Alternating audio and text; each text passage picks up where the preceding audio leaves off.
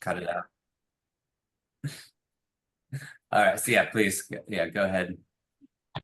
Yeah, well, just when we're changing the habits and the structures of what our roles and our power dynamics are, it can be really confusing, like less clear. If you're wearing an usher uniform and you're acting like an usher, people are going to treat you like an usher, right? But if you're not wearing the uniform and you start acting like an usher, people might be like, "Who's this dude telling me where to sit?" That doesn't make any sense at all. And they're not going to respond to you in the same way. So with my client, for example, like they're not my boss. And I'm not some high level consultant coming in like with this top down authority. I'm not trying to be that person or impose that either. We're on equal footing. And so the sensibilities of that are different than other models or other situations. I could stop working with them at any time. They could stop working with me at any time. We all want it to work out okay and feel good enough. So there's lots of like sifting through to do that, I find. Yeah. Those are good points. And I think that's such a, it's interesting, right? How we, these ways where it makes sense to be in that, to sort of be in that box and have that label. And then, how, right? Like, where is that? I think that's, some of the challenge, right, that I'm having in, in sort of putting out my message and my branding is that like, I'm saying like, oh, well, my box is like systems, my box is to be in, in all of these things. However, you could just hire me for like this particular box. Right. Yeah. Right. Hi, Basil. How's it going? Hi, Basil. And hi, Trent. Hi. We're actually doing we're doing check-ins. We're still on check-in. Hey, look at this. So yeah, we'd love to hear from you all. How are you doing? What brings us together? How are you coming here today? What's going on with your life? We're working. We're computer working. What are you working on? Editing? We're editing podcasts. Getting kind of more. We're working on an efficient workflow with a remote team right now. So we tried to use Descript. It's like an AI editor, cloud-based. And man, for like a 2-hour long 4K 3 video camera podcast, doesn't really work too well. So we just resorted back to Adobe Premiere and knocked it out pretty quick. So yeah, just figuring out how we can then integrate that, share it with the team, and then see what the workflow is like from there. But yeah, doing good. Back into work. Now, are you in Oklahoma? Yeah. Nice. Cool. And the crew's all over the world, different time zones, and I don't know if anyone's out of the country right now. It's just a small team of 4 that we're working with a podcast. One's in Brazil, I think. Oh yeah, or Argentina. Argentina. Yeah. That's true. Yeah, not too far off time zones though. Oh, that's good. Yeah, cool. Yeah, they're you all are, I chatted with Basil that last week, and so it's good. Got the word, like their D Studio is expanding, and trying to bring in more, more podcasts and more kind of in different pricing models, and take some of the production work off of Basil's shoulder, and have work for other folks. So I think it's cool. Exactly. Yeah, this is the first week of like working daily. So day 2 so far. But yeah, it's been really good. We're talking about upgrading, or not upgrading, but adding a machine into the studio, another computer, one of the Mac studios, and just trying to work that out, so I can have a powerful machine, because my 2012 MacBook Pro is not really cutting it any. Yeah, it's probably trying really hard, but it's yeah, the little Mac that could. Yeah. 2012, yeah, that's pretty good. That's still rolling. So yeah, so Oh, go ahead. Oh, no, I mean, yeah, I've had to do some surgery on it a couple times throughout the years, but I'm surprised it still goes.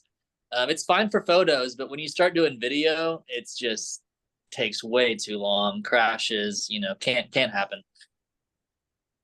Yeah. I'm amazed that it'll run the operating system. Will it run the latest operating system?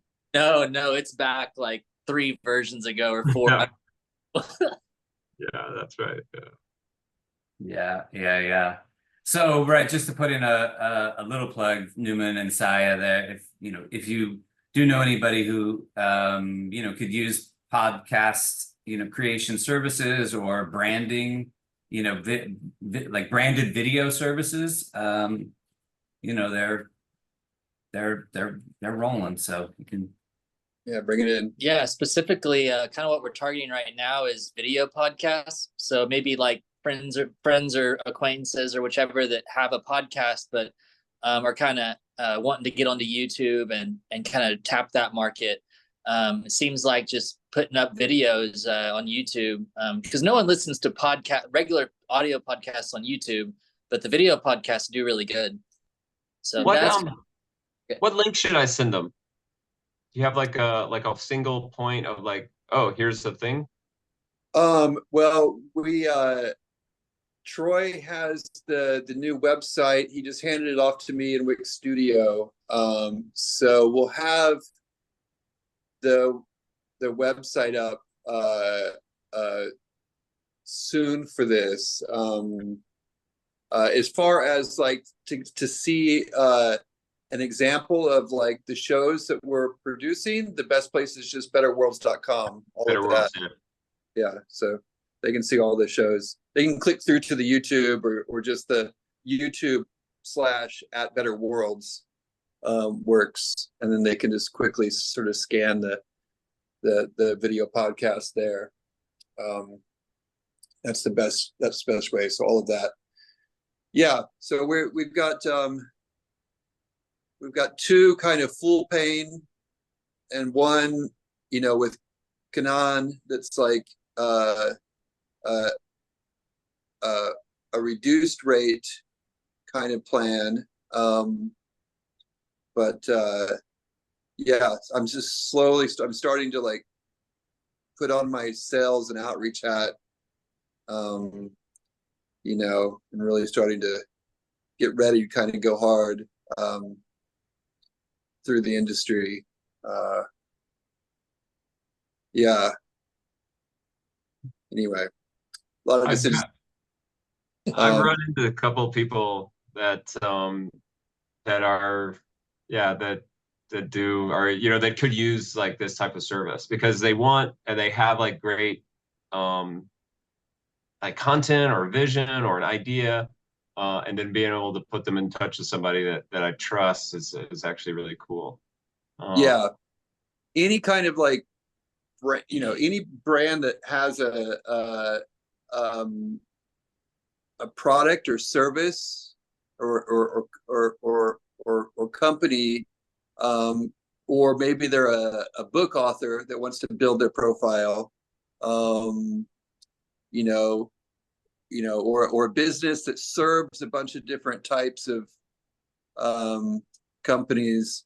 I found one target that I'm going to target that already has done a video podcast, and it's just more of a case of leveling them up. But they're a regenerative, sustainable food product brand based out of Boulder called Quinn Snacks, Quinn, and so like brands that want to continually like reach their base,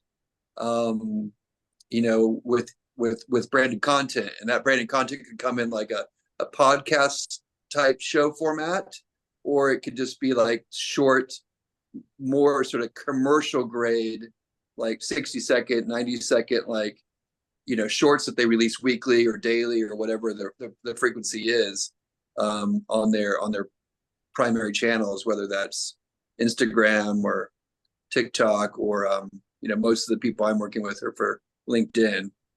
But yeah. I still am. in my mind, it is the way.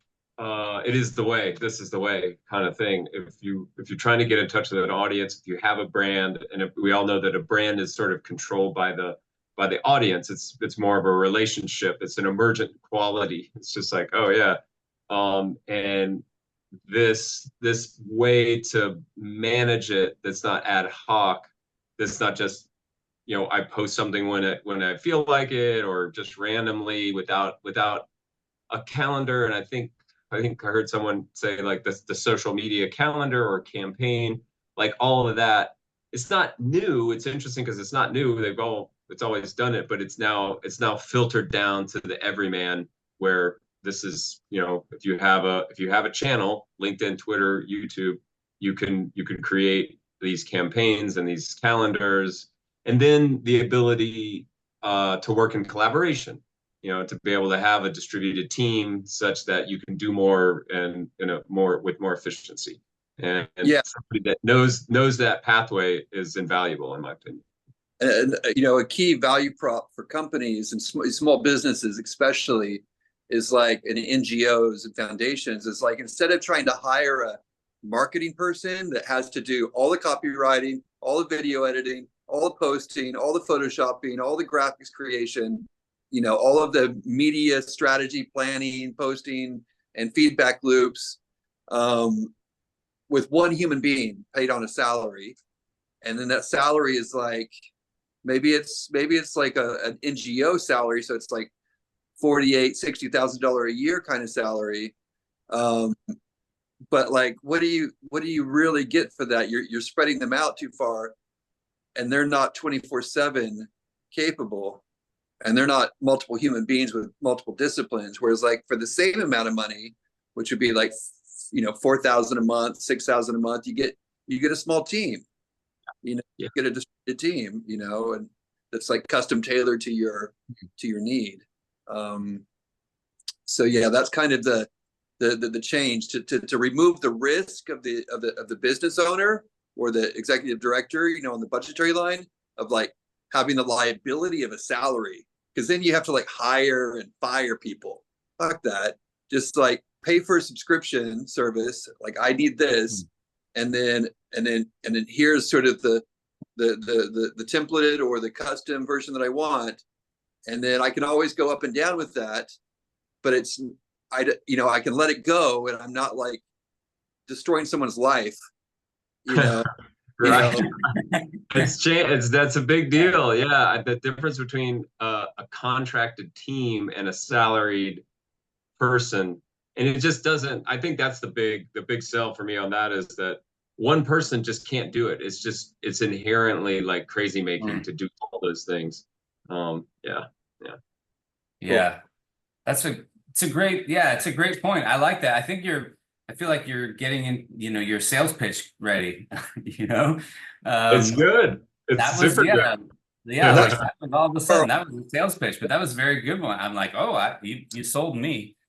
Well, I'm like looking around for $6,000 a month. I'm like, hey, I can do this. It's just yeah. Right. Well, like, I think it's true. You can just like, everything can be fractionalized. You can have a C-suite without paying for a C-suite, because you can have like C-suite level talent as like a fractional, CFO, COO. Well, COO is a tougher one, but a CFO, a CTO, those really high value things depending upon your business. You can, CMO, Chief Marketing Officer. You could have like talent, but at a fraction of the cost, and like way less risk, and much more flexible to sort of go up and down with need. So like a startup needs something at this level here, but as their products come online or the market grows or something happens and they need to turn it up a notch, it's much easier just to turn up the agency rather than having to hire more people that may or may not work well together. It's just, all kinds of like complexity comes in when you try to scale. Yeah. So it's just like, stay small, stay lean, like lower the liability for the company, for the startup, by having a bunch of, retainer based, subscription based kind of like, snap on plug and play units, you know. Which kind of gets us to the idea of a circle, you know. Mhm. To be honest, yeah.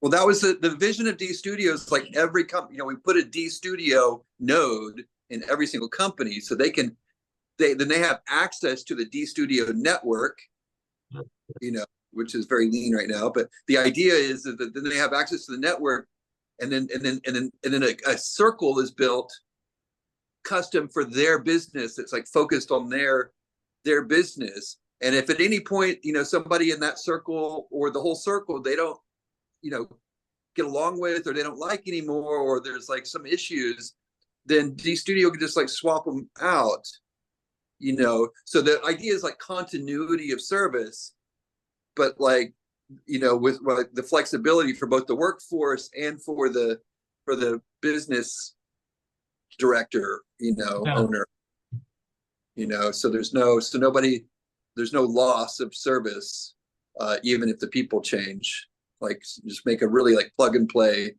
you know, like process. And that kind of, yeah, this kind of makes me think of like not people but roles and responsibilities. Because and then it's just like who's fulfilling this responsibility. And then the idea of circle, and we were talking about uniforms and then how people treat you relative like to what you're wearing or how you're presenting. It's just like, oh, I have this uniform on. And the uniform can be changed, you know, can be changed. It's just like, oh yeah, so-and-so's wearing the D Studio or the marketing or the podcasting circle or however it shows up. You have a producer, director, coordinator, manager maybe, and then those come in, and and the same person could maybe do all of those jobs, Right. Or different aspects, but invariably, you know, people are better at things, you know. So so just, you know, just like having like a price point for your content marketing engine, you know. And so then you have that sort of you know, like a classic agency where you have the account manager or customer service rep person that is a go-between between the client's needs and the creatives and producers. And then you have the producer, and then you have like the directors. But the directors, you know, barely have to even like interface with the clients. You know, they can just focus on directing their creative process or whatever it is, or their tech or whatever they're directing. You know. Yeah. And I do think that's right. That's a perfect segue into circles.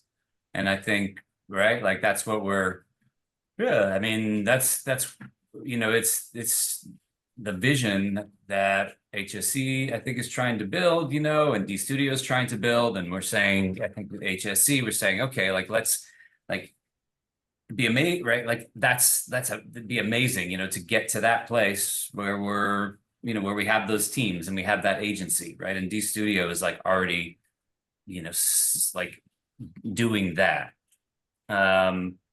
You know, and I think, you know, my interpretation is that, you know, HSC now we're saying, okay, let's build this, you know, foundation to help support the people who are going to make up those teams and help build the relationships that are going to make up those teams and help build the model of working that is going to be the model, you know, of those teams. Yeah, we just spoke with Grace Ratimi, who is like an early state, like Seeds Haifa asked her to come in back in the early days, and she's you know, she writes DAO white papers and she's working on a book that's coming out. Grace? Oh, yeah.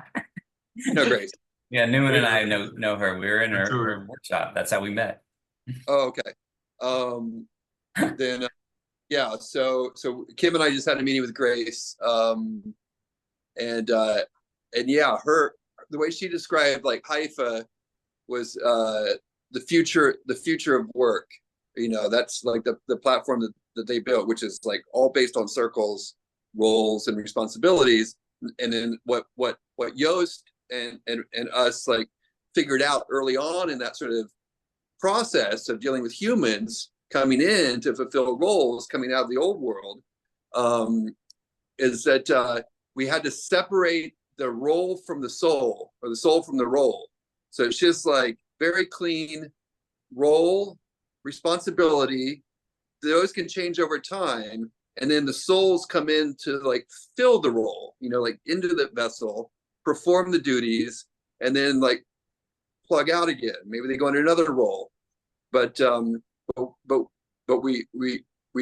we had to separate the soul from the role, because humans get like elbowy maybe, or they get, you know, like fear-based. I'm going to lose my job or my position, so then they're worried about losing their role. And so we had to find a way to separate the soul from the role, to separate all that human emotional stuff, which is not good for like company, you know, function, or it can cause like problems. We had to find a way to like hack the system, thinking, you know, yeah. So, yeah. How did that go? Well, you know, at the time that we started to figure it out, you know, was based upon like the frictions that were happening. And then eventually, all of the more emotionally charged people, you know, partially due to budgetary reasons, like they had to kind of move away, or just, you know, they had too much emotion in it.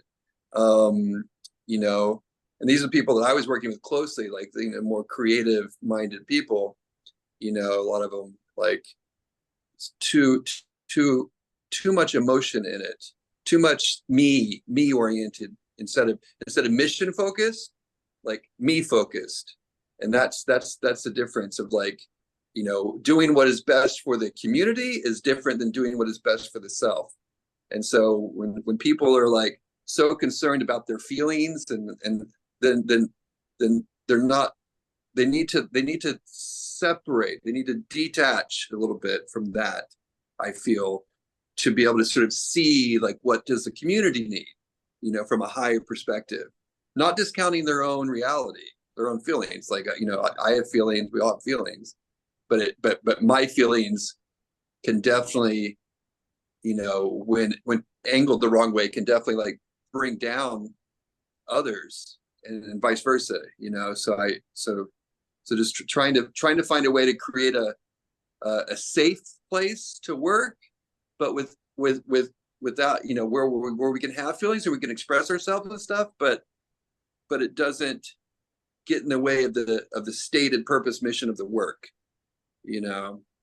So it's like this kind of fusion of like, you know, I don't know, you know, It's a like, juicy topic. yeah, it's just a tough one. It's a tough one, because all of us here are definitely like, you know, sensitive people, I think.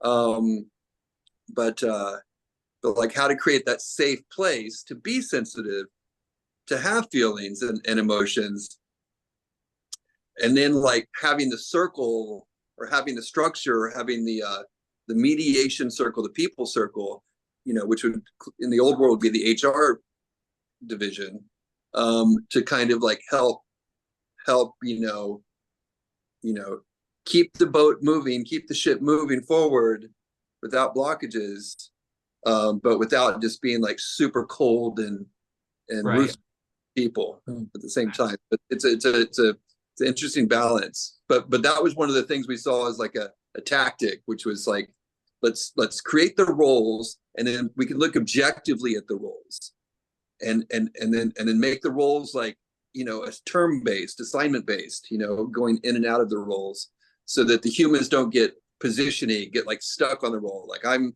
CEO and I always have to be CEO. Like, no, you can be janitor sometimes too. You know? And you know, it's funny, because that is exactly the thing that like the CEO, like in India, they have like CEOs that will like take a day and they do the janitor's work. Mhm. And this is like seen as a real like literal caste busting kind of thing, because this was the work that the untouchables, the lowest class, used to do. And I don't know if you guys knew, but I just did this cricket World Cup, and I was an usher. I got just a super amount of like good vibes from it. And one of the things that I would do, we had a great cleaning crew, but they can't be everywhere at one time. And I'm like, I let trash like, get in my section and stuff until like an empty bottle would like roll around on the stairs. And I'm like, man, they're like people, they step on that, that's a safety thing. So I would go and pick it up. And these Indian dudes, people from the subcontinent, are like, "What are you doing, man? You're not supposed to be picking up stuff." But they were really They were like, "Yes, this guy's here to, to like he cares. He does the thing." So yeah, breaking down the role and not having that. When we talked about this earlier about the box, it's just like, oh, I'm in my box, but sometimes the box gives me friction. We also talked about like the uniform and then how people relate to you relative to your role. And if you get sort of addicted to like, well, I'm an usher and you should treat me that way. And it's like, well, no, you're Newman. You're fulfilling the role of an usher, or you're Rob. You're fulfilling the role of this.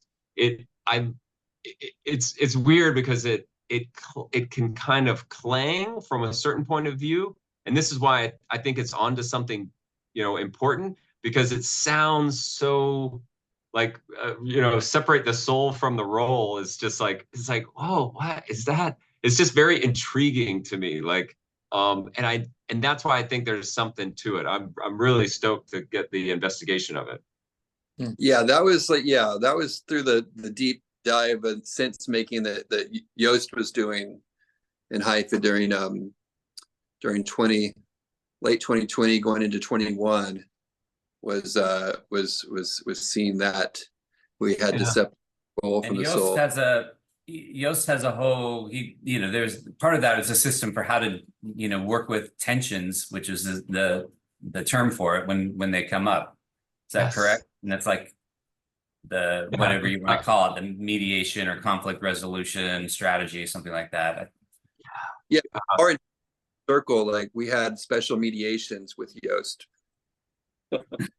because there were two sides. Yeah, you all know that I'm involved with the Sociocracy S3, Sociocracy 3.0, and they call that navigate by tension.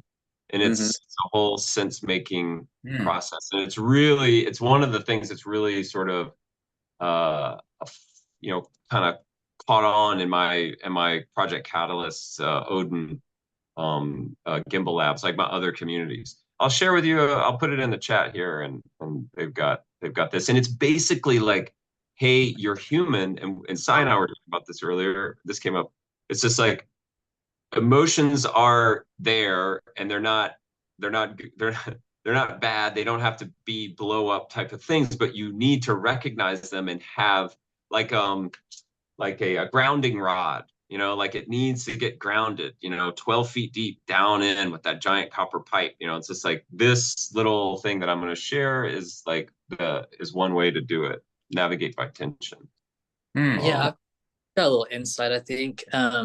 So yeah, on the tension note is like, there's a big difference between someone coming to a meeting and holding like something inside themselves, a tension inside themselves, and then holding on to it and trying or like hoping that someone picks up on it. So big difference between that and then go ahead and just saying, all right, can we name the tensions that we have? It's like, all right, guys, I'm about to name a tension. So it's like giving attention to these emotional situations without them like sticking around and just inside of yourself, like, ooh, hope someone notices, or, oh, maybe they'll notice I'm angry and then they'll ask about it. It's like, it just takes all that kind of guesswork out and just says, hey, I know that there's stuff going on inside of the people right now. Like, can we go ahead and name them and address them? It's such an honorable thing to do.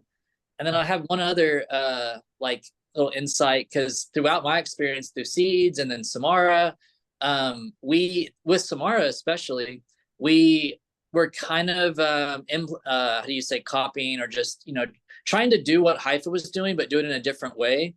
And I gotta say, like, it wasn't extremely successful, because in the same way that Haifa was working, they came together to work, and that was their goal, right? Like, we're going to come together, we're going to work. It's like, well, especially in a remote sense, when you don't have these in-betweens and the water cooler breaks and the weekend hangouts and things like that, people weren't getting the social aspect of working together. And they would get together on meetings and they would be working, but also trying to be socially engaged. And it just, without like a good sociocratic, or without, Yoast coming in and like helping, it was a train wreck a lot of the time. So what we did with Samara Trust, which kind of offshot out of once Samara kind of became inactive as a whole, a new group formed up that was about 7 or 8 of us, maybe 9, called Samara Trust. And in that group, we went ahead and just said, all right, let's try this, but let's not have the idea that we're going to work together or really create or even have like a shared mission. It was really more about trust, developing trust in each other, developing relationships, having regular meetings throughout the week for different purposes. But none of them, we never got to a point where we identified what our work together is. So it really was more of a, I don't know, like a kind of, I don't know, it just was different. It was significantly different whenever we just stopped trying to work together and actually just form relationships as a primary. And so, we were very successful in that because we did form great relationships. Nothing of impact in the working space got generated, but everyone was satisfied with the experience because we accomplished what we were set out to do. So now that same group of people, we're all still networked together. And if there is ever a time that there's work that comes up in our lives, we know what each other does, what we're good at, how we show up in the world. And we can contact each other and see if we want to work together. But I think like the greatest insight throughout all this, to speak to our conversation today, is if you're going to work together and do work together, make sure that there are time and space specifically set out for getting to know each other and developing relationships and talking through, difficult things and addressing tensions, and set that aside from the work. I don't know how to say that, like today on HSC community meetings, we're not explicitly working together right now. Sure, we might talk a little bit about what we're doing, but we're not sitting here like, hey, did you get that? Trying to like work together. This is a good example of like, hey, this is a community of people getting to know each other, sharing what's going on. And then we might do work together, but in a different time and space, a different set aside place and time. And I think that's the integral thing. And I think Haifa wasn't able to successfully work through was what it's like to do work together and also have positive, beneficial relationships with each other. All right, that's my download or whatever, my share. I like it. That was a good download. Thanks, Trent. Yeah, thank you. I need to get a heart icon. Yeah, thank you, Trent.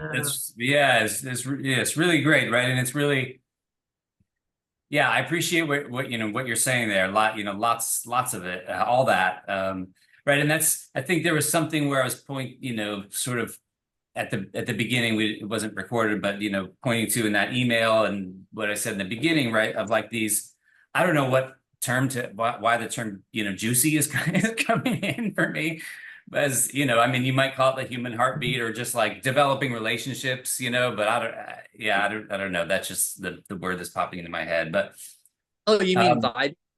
What's that? Vibing. I think you're thinking vibing. Yeah, vibing. Yeah, exactly. Because it's there's something where it still feels like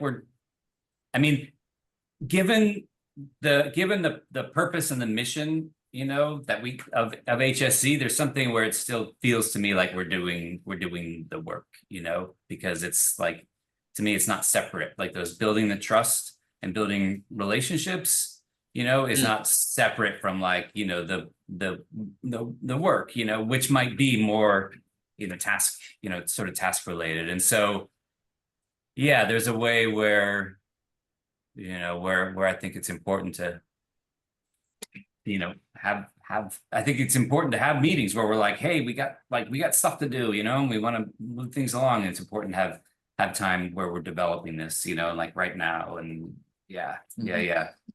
So Yeah, just it's designing in or coding in, like you said, that aspect of work that is relational. If you're not coding that in and you're not specifically designing for that, especially in remote contexts, then people are going to get burnt out and tired, and just their physicality, their system is not going to reward them, you know, with that's keeping steady and showing up, because whenever you do, it's not, you're missing something. And I think that, yeah, especially in the times of COVID and everything, when people were locked down and, you know, you weren't able to go anywhere and they were trying to work together, but they weren't getting those social feel, you know, the vibes of the people. It just tore people down. And I experienced it a little bit there for a while and had to kind of like shake myself off and say, okay, this isn't working for me. I'm going to have to try to find some work that I am getting that social feel. I'm getting those good, you know, just relational vibrations, I guess, between people, so that I can do my work. It's powerful. yeah. Yeah. I agree, Very powerful. 100%. Trent, I'm Saya. This is the first time we're meeting, so Oh, I didn't meet you. oh, cool. Nice to meet you. I'm Trent. I was having so many images while you all were talking. I mean, some of them are these sort of, you know, previous generation images of like where you have the same cafe you go to every morning and you see the same crew of people, and you may not help each other with childcare or help each other build a barn, but you see each other regularly, and so you build the network, and it feels like a network, where you may never actually call on those people, but you may, or you may refer to them, or you may say, oh, I know so and so's a plumber and he seems like a really great person because I've been seeing him every day for the last 10 years, so now I'm going to hire him. You know, those kinds of webs of relating that happen. And then I had this other acknowledgement in me of how we do have different personalities, and some people connect and relate through working, and that's the entry point to the relationship. And I've been in those environments where, you know, on some kind of a crew doing a project, and the fact that we're physically like making a bucket chain or something makes it easy to like say, hey, what's your name, and chit chat and and then it feels like a new friendship.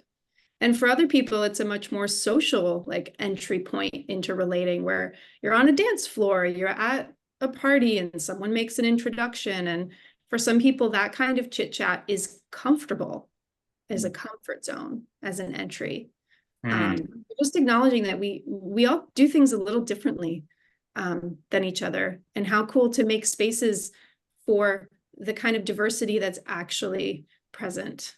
You know? That's a great point.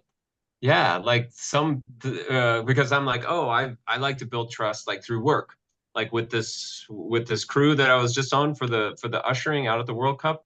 We became fast friends, and our section was like the best section, and we're always like, oh my God, what would it have been like if I had been in with that section? That section sucks, you know. And we're like, oh, we're the greatest. And you know, when new people would come into the section, it's like, those guys can't work. We had a dude that could not speak English. We're like, hey man, how are you an usher if you can't speak English? He literally could. Anyway, this is partly a union thing, but we connected through like work, because we could see how each other worked. We saw how they, you know, did their thing, and it was an honest sort of trust building activity. And we bonded over the time, and we had a bunch of father-son combinations, because it was fathers that were in the union and they brought in their kids because we needed all these people, and they worked great.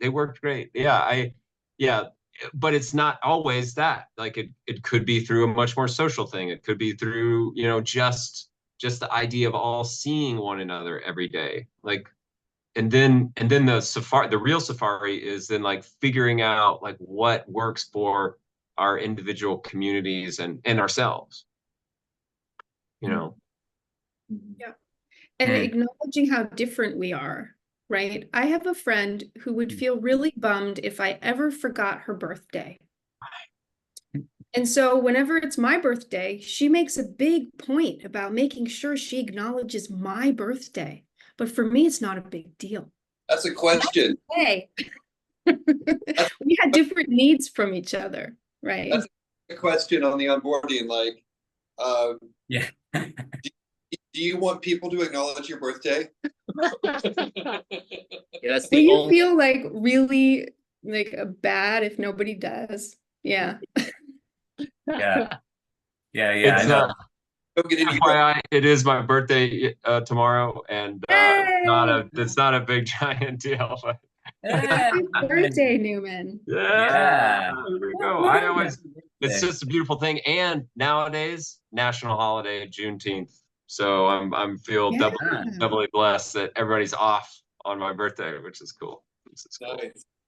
I'm putting that in the notes. Yeah, man. That's awesome. Yeah, see, Newman feels like, right, there are different. I know that's what I like. I know I like what you said, Basil. It should be a question, it's interesting, but reveal. Okay, so there's no right or wrong thing, but I think I'm probably like Newman. I'm like, yeah, let's go crazy for our birthdays, and like I get to do whatever I want, and everybody look at me, whatever. And then there's some people who are just like, don't even say anything to me, don't even remember it, don't even tell anybody, and it's like, okay.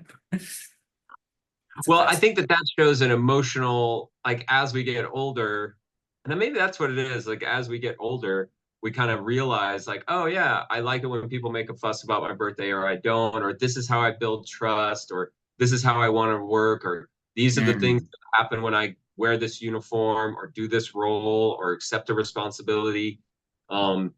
Like those things, if we can, as seniors, help the freshmen to sort of, build systems that acknowledge the role and the soul and all of the things that make us human, and then in the good and the bad, and then sort of bend the arc to the good, instead of letting the the humanness like just kind of wreck things, because it doesn't have to. I guess that's my point. It's just like, it's not scary, it's just human. Mistakes are made, like incredible feats of miraculous happen because we're human, because we don't follow the odds, because we don't, just like 3PO to, or Han Solo to 3PO, never tell me the odds.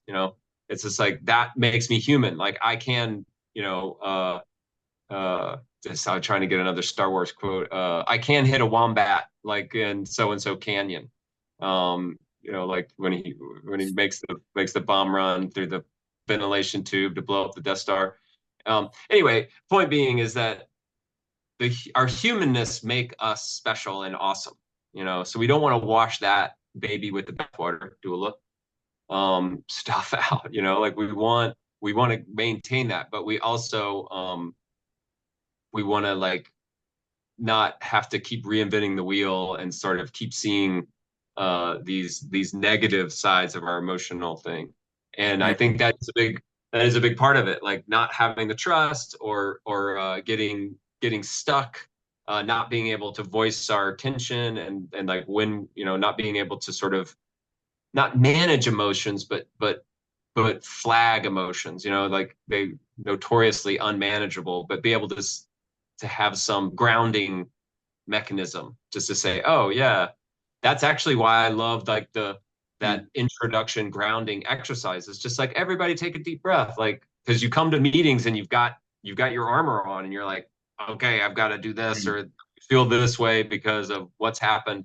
And it's just everybody like takes a deep breath and like gets sort of centered and back in their space. And likewise at the end of meetings, is being able to basically check in and check out. So. Yeah. I guess that's to say there are habits. Keep going. I'll be right back. I'm just gonna take a quick Okay. Sure. I guess all that is to say that there are habits, and we sort of get habits downloaded to us when we're young, and we may not even know that we have them. And we just habitually do these things, and sort of breaking down those habits, and then trying to work on or rebuild new habits. And I think a lot of it has to do with just getting into a new crew, a new community that sort of, because that's how we transfer culture and habitual stuff. And they may not even know, like, these unconscious habits that can really make or break organizations, communities, relationships, the dynamics. And you're like, I don't know, it just feels good over at this other spot. And it could be just because there's a dynamic of, a better dynamic that's going on based on what you could call governance habits, like how they treat each other, how tensions are met, how they build trust, how they change their role, how responsibilities are taken and given, and how corrections are made. All those type of things can lead to like good dynamics and healthy, thriving community. Yeah.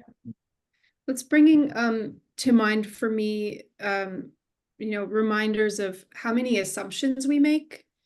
And what if a part of the culture, like some of the seeds we plant would be, what's the best question I could ask myself? And what's the best question I could ask the other person? Something really simple that helps to address the kinds of assumptions we make about ourselves, about, oh, I feel this, and so it means blah, blah, blah. Or I notice this and that's annoying, or whatever.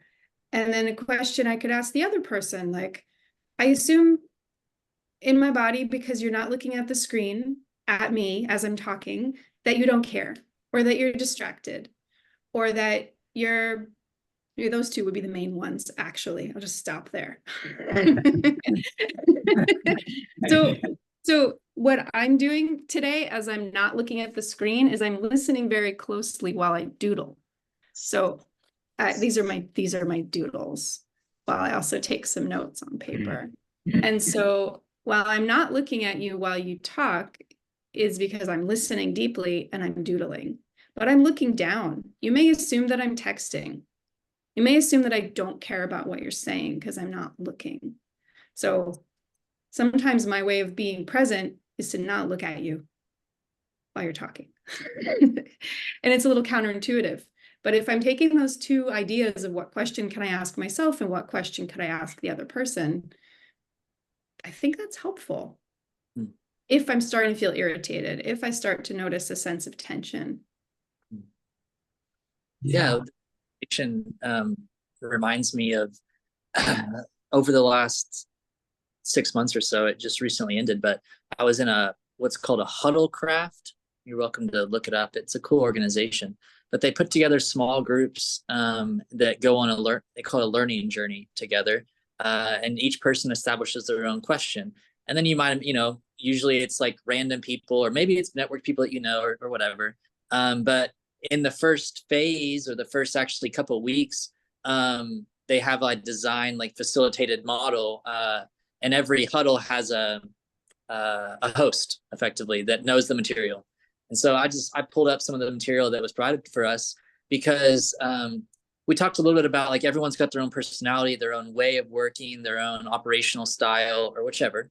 And so what they did is they gave people a handout, and it gives you some prompts to kind of answer questions about yourself that the other team members or the other people in the program, it might serve greatly if you all knew some of these key things about each other. Like, whenever I'm on calls, I tend to doodle, so I'll be looking down.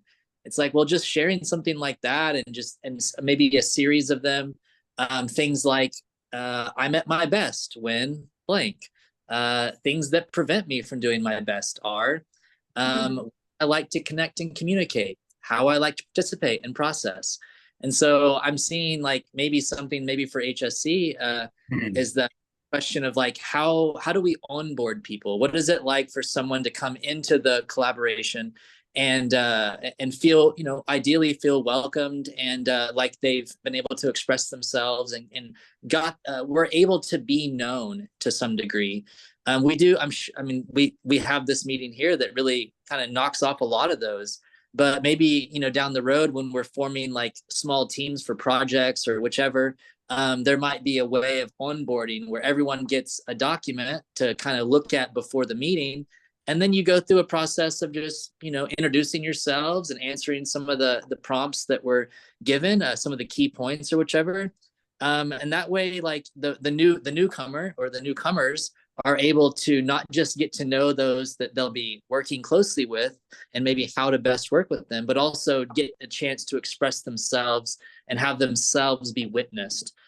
Being witnessed is a vitally important part of the remote working experience, especially for some personalities that have a challenge doing that. So being facilitated or assisted in a way that enables them to really express themselves and be witnessed can have a profound effect on someone that maybe was just showing up really small and like, ooh, don't look at me. But, you know, having an experience like that, the next meeting or the rest of that, you know, session or that project, they might show up in a whole other way. And I've seen that firsthand many times, actually, of the last 3 or 4 years. So, yeah, I just want to share a little bit about that. And you know, just maybe to kind of answer a little bit more of that, like, well, remote working's it's just way different than working in person. You're limited so much. So how can we address or acknowledge those limitations and then design in a just innovative or whatever, being smart and being designers, we can like kind of address those, name them, and then like work through them. And that's what I've been doing a lot the last few years. And yeah, I just happy to be here. Thanks for listening. Well done, Trent. Thank you. Yeah, thanks. Yeah, this is really a rich conversation, and you know, I think is incredibly timely. You know, as sometimes happens, it's not like kind of planned to be talking about this in particular, but I think it's very timely because what we are planning and what we are working on now are like, what are the circles? What is our governance, right? Like starting with what is the governance, which means how are we making decisions together? How are we coordinating together? How are we operating together, right? And all of this, needs to come in. It feels so, so important. And so how do we, right? So I think, I think it's great to be talking about this and also to be getting, ideas right from Trent, who, and from his time with Haifa and from Samara Trust. And, because I think that's where it feels like to me, that's where we're at now, is saying, okay, like acknowledging everything we're talking about, and then how do we implement it? How do we implement it into HSC? So that way we're building this foundational, culture that's based on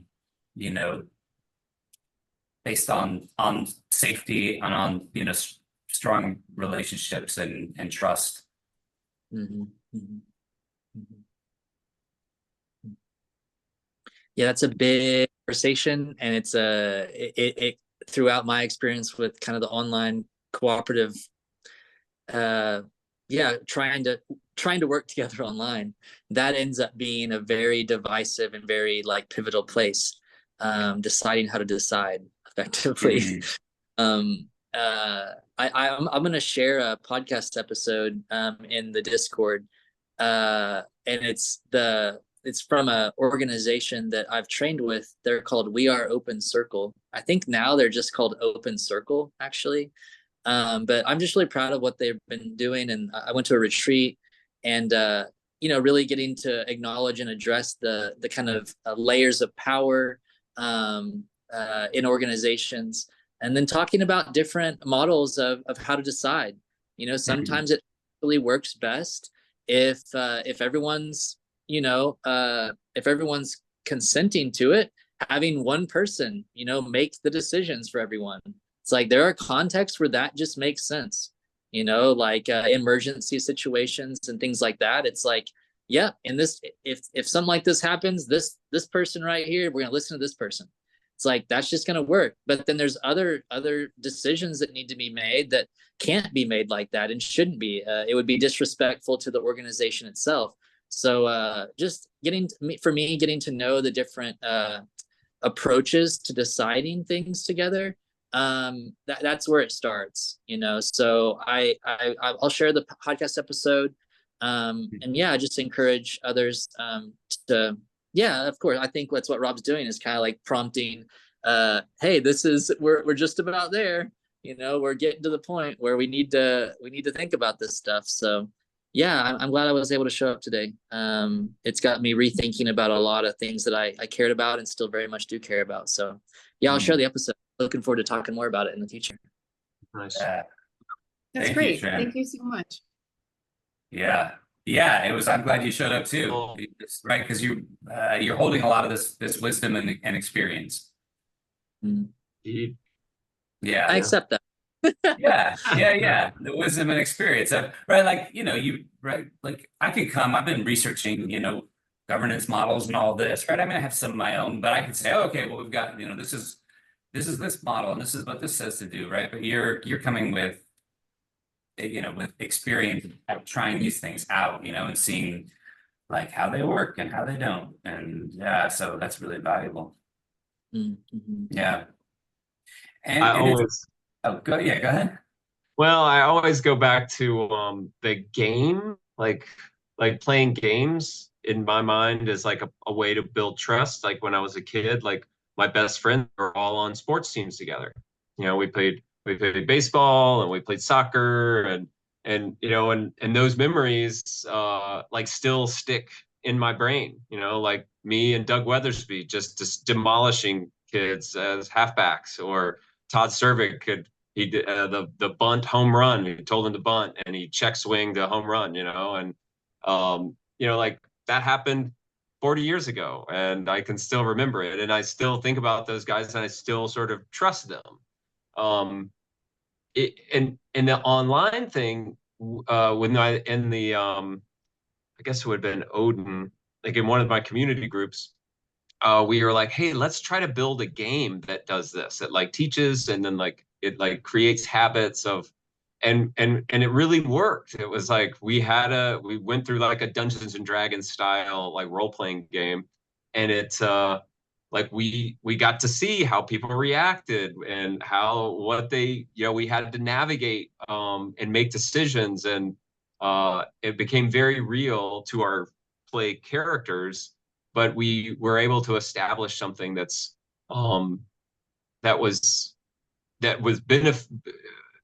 could only really happen in an online, or the fact that we were online didn't bother it, and I could look forward in 10 years and think, oh yeah, like we could all be doing like that social, and I guess that's what the metaverse is somewhat about, but creating some situation where we forge those bonds, or we facilitate those bonds in a creative way. Could be just a facilitated meeting, but it could be like a game that we all play, or some scenario that we have to figure out, like it would, or a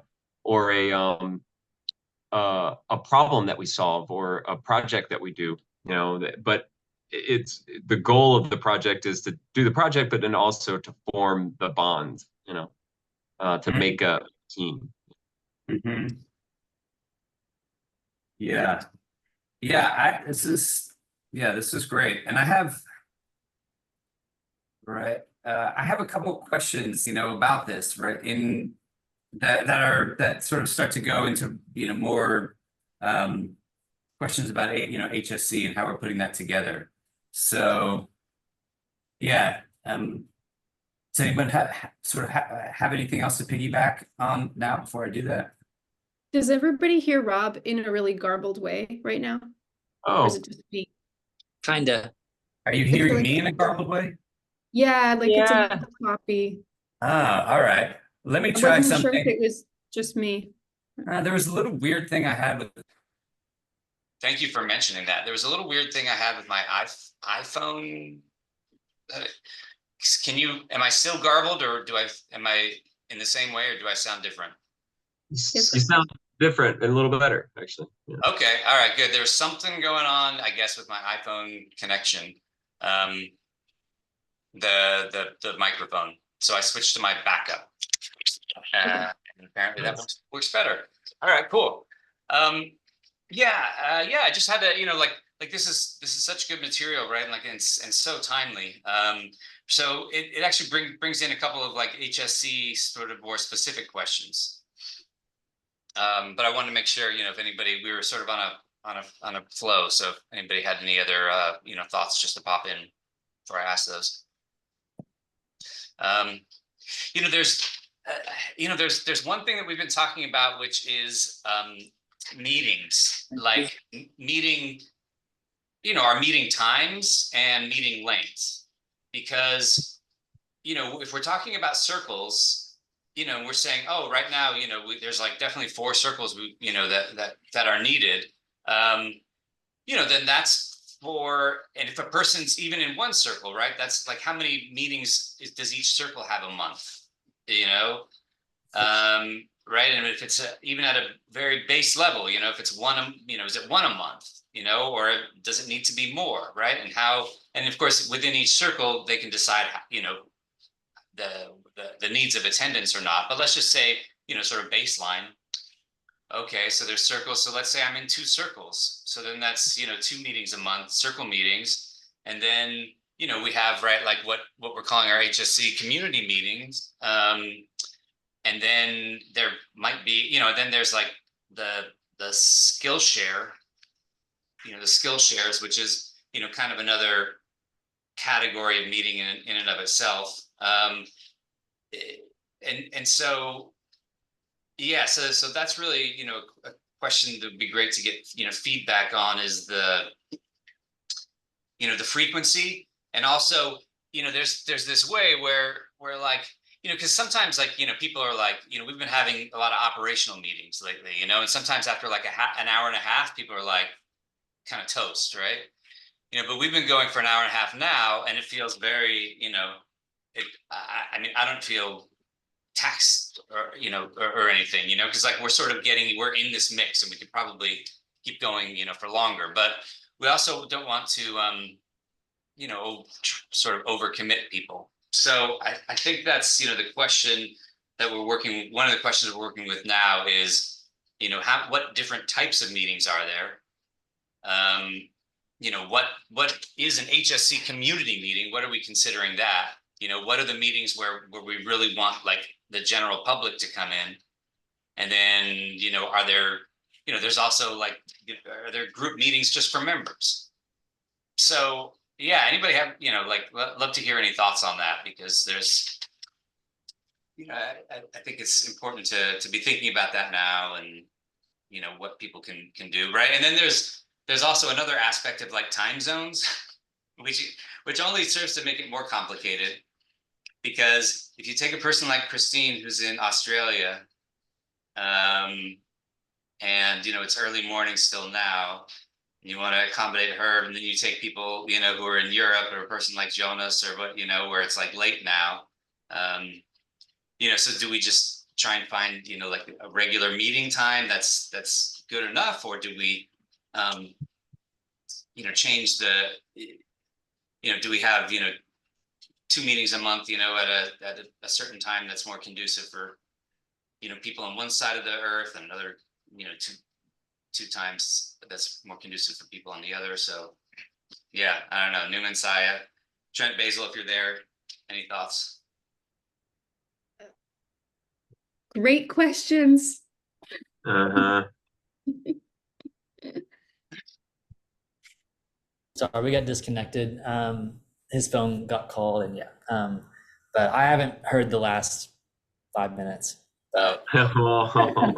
Well, I'll summarize it really quickly. Basically, the question that's to the people now is, how do we set up meetings given the, kind of expansion that we're having, right? So where there's circle meetings, which just for each circle, there's our community meetings. There's also, meetings that, right, like, and do we need another kind of meeting for just like members?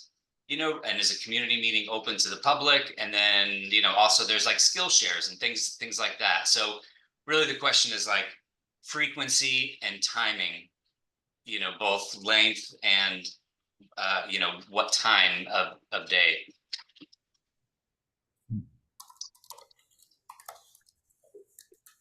Well, I don't have all the answers, but I know that there's a service that called CrabFit, and you can send it. I don't know if y'all know, but you send it out and you just type in, you know, add your name, and then just block off throughout the week. The person who sets up the CrabFit can like define the time frame, or just it could be generally like 7 days a week kind of thing.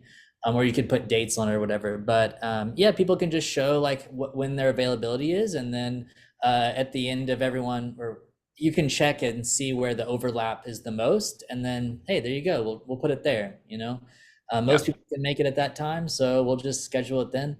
But that's one thing. And now the question of what meetings to have, how you hold those spaces, who holds those spaces. Are there guidelines for those spaces? These are kind of things that yeah, I don't know. I feel I'm not as involved in what HSC's has got going on lately, so I wouldn't be able to answer that. But these are things to think about. You know, what is the purpose of this meeting? You know, who is it for? Like you shared, and does it have an outcome, or does it have a goal? It's also okay for spaces to not have definitive goals as well. It can just be can be simple as like community or relationships or whatever. It can just be very vague, but it could also be defined as like, I like the idea of the only goal is for everyone to have expressed, something like that, you know, so that like the whole meeting's geared towards everyone's thinking, oh, I don't want to take up too much time because I know that we have a lot of people, you know. So it's kind of establishing a core goal for the call can end up being really valuable, opposed to kind of discovering it along the way. Those meetings can kind of go anywhere. But yeah, that's interesting. I like the idea of having, you know, I'm used to these community meetings, and I like the idea of it being a public space, a place for someone like myself to like, oh, hey, so-and-so friend in my life, you should come to this thing and meet these people. And this space, you know, kind of one of those spaces that doesn't really have a specific goal. It's just like meet, you know, see the people, hear what's going on, and things get like worked out throughout the meeting. But yeah, when HSC grows and expands, there might need to be a more of a structure to you know, how the community meeting operates, and how a facilitator, could be many people, how a facilitator holds the space. But yeah, that's all I got. Yeah, cool. Thank you. Those are great ideas and great thoughts. Awesome. Saya or Newman? Saya, I know you were saying great questions. And that's as far as we got. For circles, in the short term, each circle I expect to be quite small, because our general participation is quite small numbers. And so if it's 2 or 3 people who are forming a circle, those people probably all need to be at the meeting. So it would be amongst themselves. Now, if some of us are in multiple circles, that requires more meetings, right? And that they not be at the same time. So I think we're at that point where people are starting to, you know, raise their hand and say, okay, I'll be in this circle, that circle. And then those 2, maybe, or 3 people will clarify for themselves when they can meet. They may decide it's an open meeting. Anyone else is welcome to come. These are the topics, or we're going to do this circle business, but you can come. That's, I think, at their discretion. I think we could discuss, but not. The time zone thing is intriguing. I haven't worked so much internationally remotely, and so I would defer to people who have maybe some experience with that, about finding some common ground or stretching to find some common ground. potentially. I know Christine has stretched to meet with us by getting up extra early. Yeah. I think I just want to remind us about the scale. Like right now we have a very particular scale, which is not a lot of people. It's a small scale, I believe, and it will grow. So the number of meetings we have now will be attuned to what we can sustain and what's necessary and what people show up for. If we book too many things, we're going to have a lot of empty Zooms. And that doesn't mean it's a bad idea to host that kind of meeting. It's timing. Yeah. Yeah. I can jump in, and those are great points. The idea of scale, the idea that like as it is now, it'll probably be 1 or 2 people, and that means that you really need everyone there.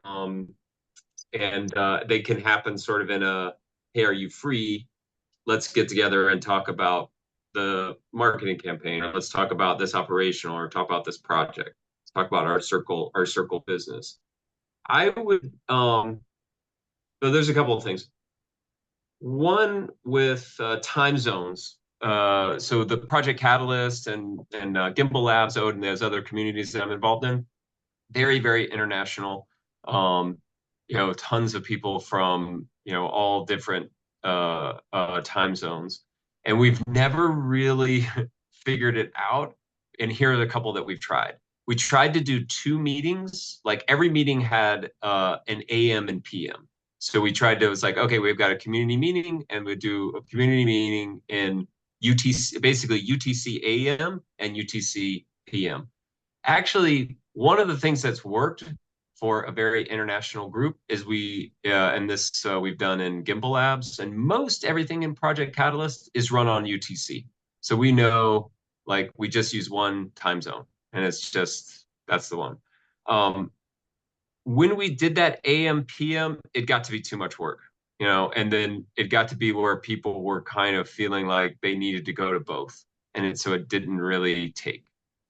The other one that we did was, I think they're called, it's basically like short video stuff. So if we had a meeting where it was just like we were going to have a circle meeting or a community meeting where it was really about checking in, we just asked people to check in on a 5-minute video and just send it. And then we would share that video. And that worked a little, but it hasn't really taken off, meaning that, people don't do it a lot. But I feel like it's something that is it's a worthwhile problem to try to address because of the scaling thing, and the fact that we are afforded this global network that we can interact on. So that's a worthy wicked problem. So one of the ways that and Gimbal Labs does this, and we tried to do it the same way with an Odin, is that we have open spaces. There's a couple of like working group. For instance, Gimbal Labs is like a developer community, blockchain developer community, and our flagship is a course, and the students, like the community members, people that have been through the course, kind of hang around, but the students know that they can show up on Tuesday, my morning, like mid-afternoon UTC, and there's a course just for them, helping them go through the course. And then on Wednesdays and Thursdays, roughly the same time, we have an open space, and basically just people come and we do a check-in. And that takes about 30 minutes. And then we do 2 minutes of just dropping in the things that we're working on with Gimbal Labs. So we have a Miro board, and we take 2 minutes, we put all this stuff in, and then we read everything out. People get a chance to say, hey, this is what I'm working on. And it generally breaks down into circle work. So I'm on the community circle there. And so I'll say, hey, this is what needs to happen in the community. I really need to work on it, so I'll be in my own breakout room, and if you can help me, then come along. Or yeah, but a lot of times, and you know, and that sort of works with the different working groups, and they are pretty good about it. Like a lot of times, like a couple of developer people that are working on a hard problem will sort of sneak off into a breakout room. The reason why this is sort of happy making is that me as a community member, I just know that there are 90 minutes that I plan for Gimbal Labs, and then I just do my work for Gimbal Labs in that time. And that's sort of, and then I can find people to help, and I can check in with my community, and I see the people all doing the stuff. So it's just like our cafe. It's an open space. So it satisfies a bunch of different things. And sometimes the conversation goes all off. Most of the time, the format and the structure is very set, meaning there's generally one facilitator, the Rob of Gimbal Labs, who manages it. But sometimes he'll let me do it, or he'll let somebody else, or sometimes he's not there. And then sometimes like the Zoom won't open because he's not there or something, and we have to scramble.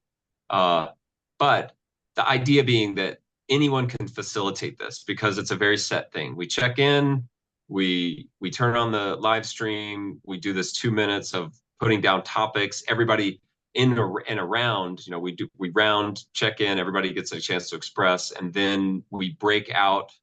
We have the main room, which is where the streaming stays. That's sort of like our big decision. Where does the streaming, you know, where does YouTube stay? And then the people break out. So all this is to say is that this is one example of how one community handles like the ballooning of circle meeting and community work. And it's a pretty good model, I think. Yeah, thank you. Yeah. Right, that's good. Right, so thank you, Newman, for coming today, because that's wisdom and experience that you're bringing as far as like time zone meetings, different. Yeah, you know, and seeing like, oh, okay, we tried these things, which seem like reasonable ideas, but like that they didn't work, and why they didn't work. Yeah. One of the things that I really like about like, because if you come to one of those open space meetings and you've got something that you're working on that you need to do, you can just put it on there and say, hey, I'm out. You've done your community work. People see you. It's like, oh, Newman's like really working on this thing. And you just go into a room. And then generally when I'm working with people, like we'll do this it's not Tomatillo, Pomodoro technique, where it's just like 20 minutes, 23 minutes. We set a timer. Hey, we're going to be quiet and work for 23 minutes. And then we'll come back and we'll share as small as possible. And then we'll start another one. And in that way, it's the correct amount of structure, and it allows people to like do the deep work without sort of getting caught up, but also be in connection and be in community with each other. And people have expressed they love those when I run those type of meetings, because they're like, oh, I was able to get my work done. And then, you know, and it's like a little game, because you're like, oh, I've got this much time. I've got to really focus. And, you know, and there's strange accountability because we know we're going to break, and did you do, and, you know, et cetera, et cetera. So yeah, those are one ways to facilitate a meeting. So just to hammer on that, like it's a huge one of our friends here in Tulsa, I don't know if he started it or he's like involved heavily on it. He used to work for Apple for jobs, but they've created it's called Shut Up and Write, and it's taken off as a firestorm. You know, they have like every day there's like 30 events, or like over a dozen events globally, for people just to show up, have a little chit chat, and then just shut up and write. Host free in-person and online writing events for writers around the world. Free in-person and online groups. Oh, nice. That's cool. Yeah, totally. Yeah. Shutupandwrite.com.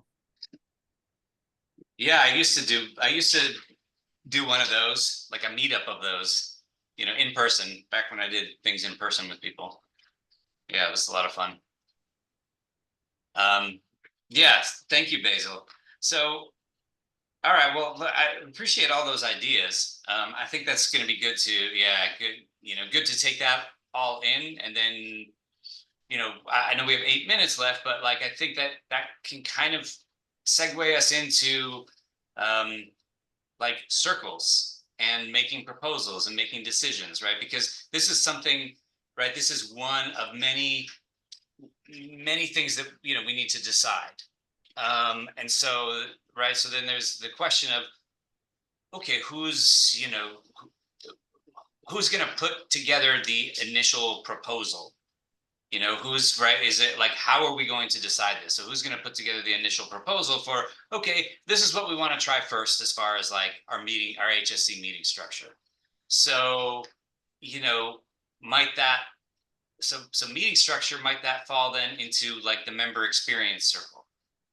Seems like that probably would be, at least from the sort of 4 circles we have now. Let me, also here, I'm going to drop this in. I think it should be, I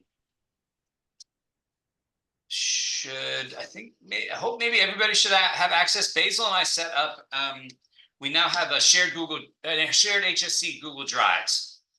So, and Basil helped me set that up. It is a HSC D Studio collaboration. And this is for, the document I'm putting in are like the 4 circles that we, are proposing now. So, the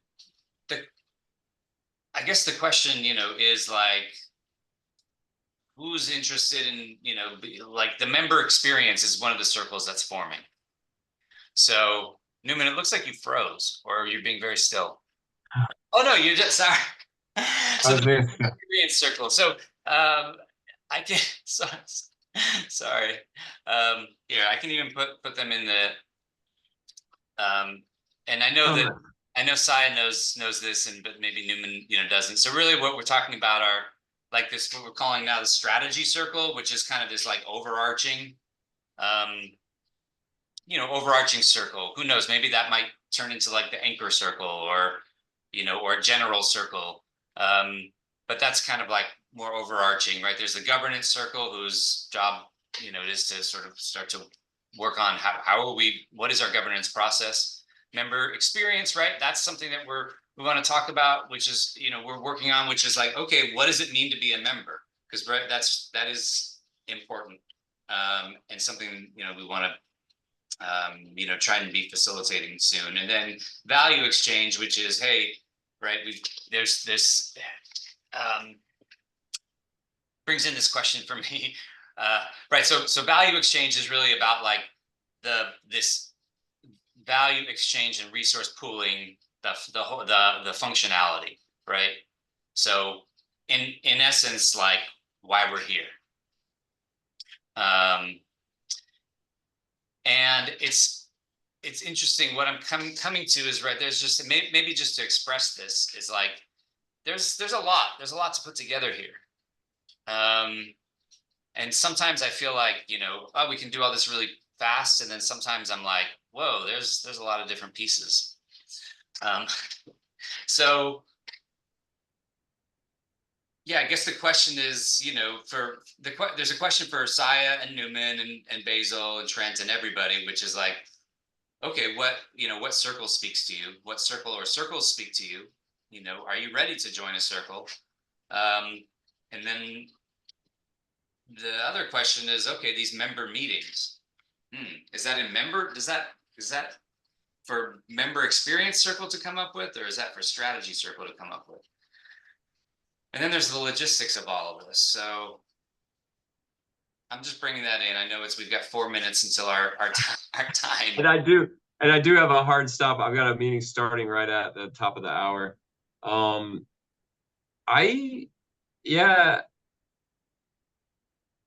mean, I think that the cool thing about the circle, the whole idea of it is just like, if you have a tension around strategy, or if you have a thought or an idea around governance, or that that you can go to this. I always think of the campfire. So it's just like, these are just little campfires, and like people may or may not be there, but people have left. Like it can be like a self-service kind of like an area. Like a circle to me is just, it's like the documentation of it. So you can just show up and it's just like, oh, what is the member's experience, and then what can you do for in that, you know what I mean? And then when, you know, who do you contact if you want to share about it? That might be the right level of scale. Like we're just like, okay, we've established this, and then it will attract those ideas, like positive, like I have an opportunity around member experience. There's something that I want to do. It's something in my uniform or my role or whatever I'm doing, and I'm like, oh, I think member experience could help me here. Or a pitfall, like, ooh, my member experience was bad, or I have a tension around it, and then there's some place there. It's like a self-service, you know, so that we start to collect it. You know, they're like attractors, they're like magnets for those things once we establish them. And then someone like gravitates. It's just like, oh, I'm always hanging out here. I've got these tensions, or I see these opportunities in member experience, and then they just become the person, you know. And so that could be like an organic way that these things might develop. And I do think that it's kind of like your cast iron pan. The best way to take care of it is to use it. So it's just use these circles, however it is, you know, and then don't scrub it with soap. Never. Circle with soap. No. All right, well, I want to hear from Syed. All right, so Newman, there's 2 minutes left. So is there a circle you want to join now? I I'll haven't have to answer that question in 2 minutes. Yeah, I will look. Yeah, I will look, definitely.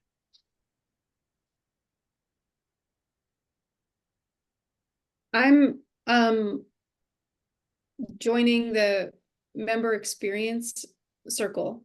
That's clear for me. And I feel engaged by like each of the topics in other circles, but I don't know that I have the resources to participate in many of them right now. Yeah. And I just wanted to jump off of the idea of these like open spaces for working. It's like co-working plus office hours, you know, kind of came to mind. And even if some of our small membership are in several circles, some of the check-in time of a meeting that's an open space like that could be discerning what do we want to focus on today? And maybe it's a kind of day where stuff is really moving around governance. And so even though I'm in member and governance, today we're going to do governance. And if someone's there who's not in or doesn't want to do governance, maybe there's another task that they're going to focus on for that time, or 2 people are going to do a breakout room and do something that makes sense for them that day. So it may not be that we need to, and this is sort of like out of the box for me, new, and I love it, that maybe it's not a matter of scheduling every one of those circles to meet at X blah, blah, blah, blah, blah, but that open space is just there and it's blocked in for people to know that it's available. And then what emerges each day or each week, each meeting time is what is emerging.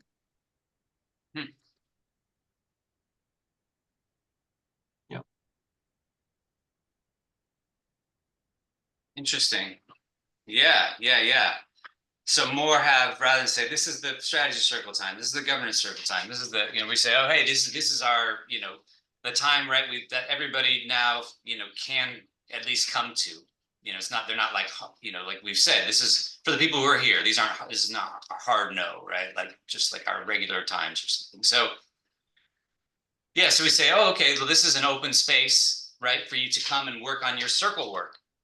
And then we're gonna come together. Some people might be in more than one circle. Some people might be in one circle, right? So we say, oh, okay, and now, right? So we say, yeah, well, geez, we got there's governance is really, hot right now. Okay, so then let's all jump into that.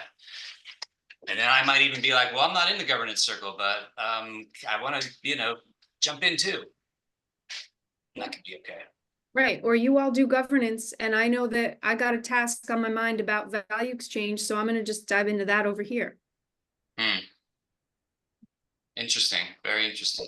Trent and I have to go into another meeting, so. Right, I think we all do, Yeah. Newman. Yeah. Yeah. Bye, y'all. Thank Thank you you. guys so much. Yay. This is great. Yeah, thank you, everybody. Thank you. All right. We actually have our first governance circle meeting in an hour, just to say. Oh, nice. Yeah. All right. Thanks, everybody. Enjoy. Ciao. Bye. Much appreciation. I just thought I'd wait a minute if you want. Yeah. I have a couple minutes. I have 2 kids here who are doing who knows what, but Who knows what? they're quietly doing it, whatever Yeah. it is. Yeah. They're That's good. self-governing. Yeah, they're self-governing. Yeah, they have their own circle. Thanks. Oh, I'm gonna This was good. pause the